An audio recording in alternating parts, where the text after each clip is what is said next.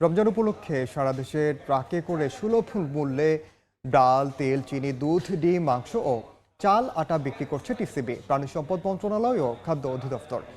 বিক্রি কার্যক্রমের আরো খবর জানাতে এই মুহূর্তে রাজধানীর আজিমপুরে আছেন সহকর্মী ফরহাদুর রহমান এবং দিনাজপুরে আছেন গোলাম নবী দুলাল। সরাসরি শুরুতে যাচ্ছে ফরহাদের কাছে।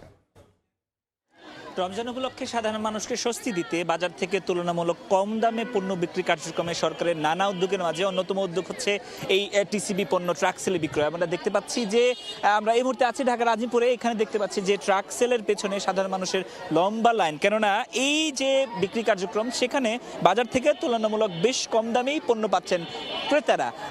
টিসিবি ফ্যামিলি কার্ডের বাইরেও আসলে যারা ট্রাক সেলের পেছনে লাইনে দাঁড়িয়েছেন তারা যে কেউ কিন্তু এই পণ্য কিনতে পারছেন। আমরা দেখতে পাচ্ছি মোট 5টি পণ্য তারা এখানে বিক্রি করছেন।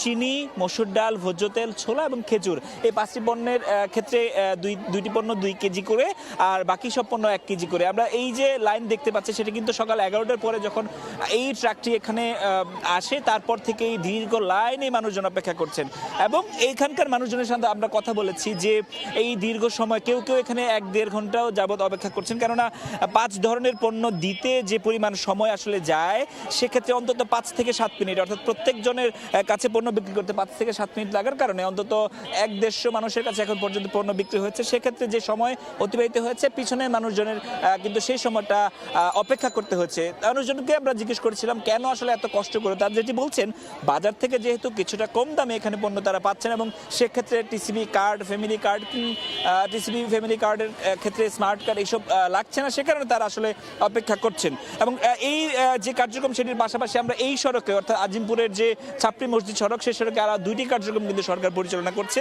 একটি হচ্ছে খাদ্য মন্ত্রণালয়ের ওএমএস এবং সেই ক্ষেত্রে আমরা দেখতে পাচ্ছি সেক্ষেত্রে চাল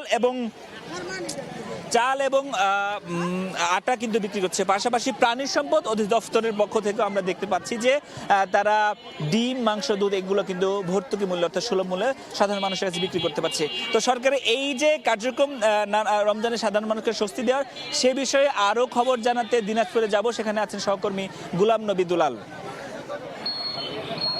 পবিত্র রমজান মাসে নিত্যপণ্য দ্রব্যের মূল্য নিয়ন্ত্রণের জন্য এবং যারা নিম্ন আয়ের মানুষ তাদের সুবিধার্থে কিন্তু সুলভ মূল্যে এখানে পণ্য বিক্রি কার্যক্রম এখানে শুরু হয়েছে। আমি এই মুহূর্তে দিনাজপুর বড় মাঠে একটি অস্থায়ী সুলভ মূল্য স্টোরে রয়েছি, যেখানে আপনার জেলা প্রাণী সম্পদ বিভাগ এবং জেলা প্রশাসনের উদ্যোগে এখানে গরুর মাংস, মুরগি এবং ডিম এখানে দেওয়া হচ্ছে। বিশেষ করে এখানে গরুর মাংস 650 টাকা প্রতি কেজি এবং মুরগি 275 টাকা প্রতি কেজি এবং ডিম আপনার রাখা আছে 8 টাকা প্রতি পিস।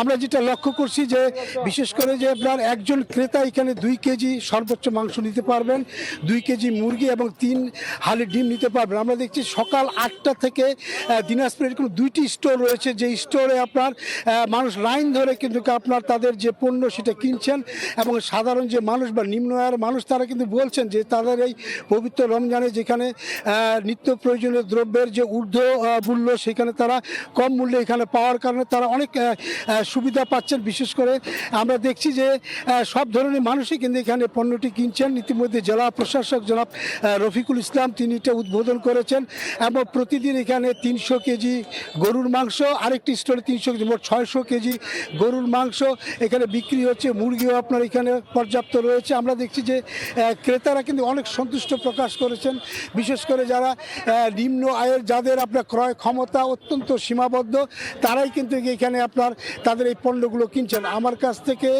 এই আপনার সুলভ মূল্যের স্টোরের সর্বশেষ এই ছিল। সরাসরি যুক্ত ছিলাম রাজধানীর আজিমপুর এবং দিনাজপুরে।